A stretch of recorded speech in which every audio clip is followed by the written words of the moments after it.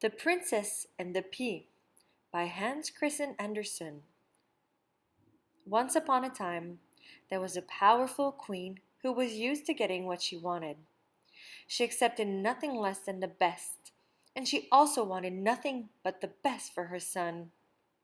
She only clothed him with the best suits, only gave him gourmet foods, and hired the smartest teachers in all the land to educate him. So when it was time for him to be married, she told him, "Son, you deserve the best woman in the whole world. Do not settle for just any pretty face. And a prince must be married to a princess," she told him as he listened. "But remember," said the queen, "a real princess is not just the daughter of a king and a queen. A real princess is delicate and eats only the finest foods. She reads only the best books and poems. She is graceful. The first thing you will notice, a princess has the voice of an angel." With that, the prince decided to go with his servants in search of his princess in different kingdoms. After he had traveled for several days, he arrived at the nearest kingdom. When he came to the castle, he introduced himself. When he met the king and the queen, they were immediately impressed by how handsome and polite he was.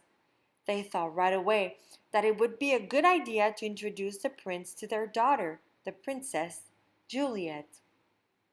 They brought the prince to the Juliet's room. At that moment, he heard her speak. Her voice was terrible and squeaky.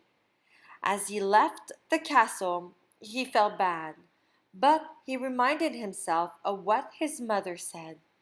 A real princess has the voice of an angel. The prince decided to go to another kingdom, where he again found the castle and asked to meet the king and queen. He was so charming that he was immediately invited to meet the princess of the kingdom. This time, the king and queen led the prince to the castle's dining hall. This princess was very beautiful, but ate like a pig. Alice did not look at the prince. All she did was eating. Finally, the prince abandoned his search and returned home, still unmarried and very disappointed by his long journey. The night when he returned, there was a terrible thunderstorm. A door came at the door. A servant went to go answer the door, and a young woman stood outside, dressed in heavy clothes, soaking wet from the rain.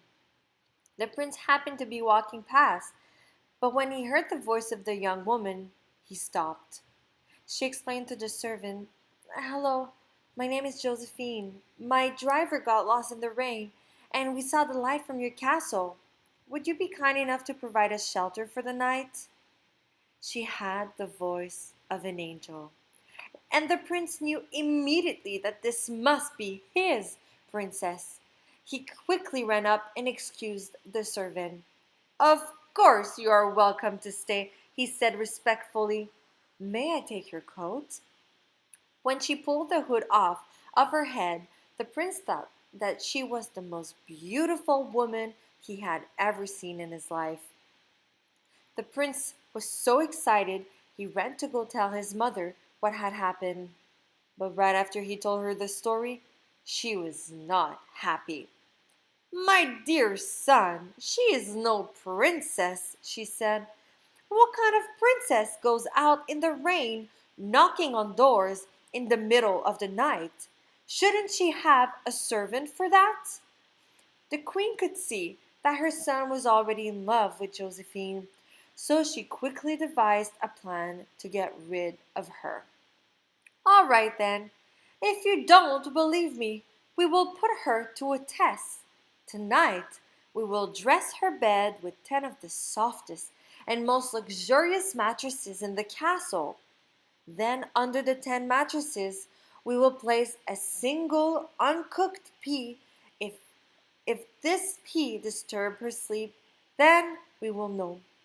Only a real princess would be delicate and refined enough to feel the pea.